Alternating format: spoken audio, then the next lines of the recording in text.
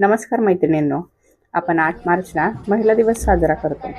पण खरं तर मला असं वाटतं, की महिलांचं कर्तृत्व एवढं लहान नाही आहे, की ते फक्त एकाच दिवशी सेलिब्रेट करावं.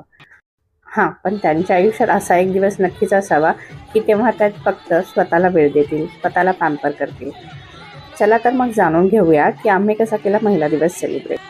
आजच्या खास दिवशी मी माझ्या घरच्या मुख्य महिला म्हणजेच माझ्या सासूबाई यांना एक स्पेशल छोटंसं गिफ्ट दिलं आणि त्यानंतर आम्ही वुमन्स नाईट आऊटला गेलो. आजच्या दिवशी सोलापुरातील लकी चौकामध्ये पूनम भोज ह्या हॉटेलमध्ये छान ऑफर होती. तर मी, माझी फ्रेंड, तिच्या मुली, माझ्या मुली, सासूबाई आम्ही सगळे मिळून गेलो जेवायला. स्पेशल ऑफरमुळे हॉटेलमध्ये खूप गर्दी होतं. तिथे पोहोचलो तर महिलांचा आधीच धिंगाणा चालू होता. मग काय, आम्ही पण त्यात गेलो. डान्स, धमाल, मस्ती. आम्ही पण इतर महिलांचा गोंधळ पाहून फुल एन्जॉय केलं.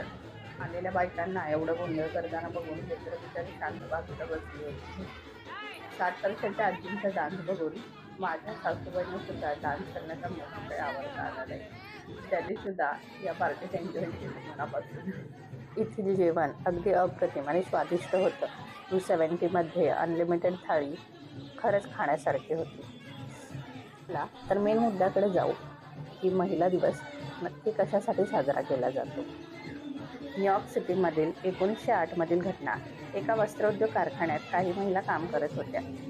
कामाची वेळ ही पुरुषांबरोबर होती, पण पगाराचा मोबदला मात्र पुरुषांपेक्षा अर्धाच दिला जात होता. थेरेसा माल्कियन यांनी काही महिलांना सोबत घेऊन या अन्यायाविरोधात निदर्शने केली.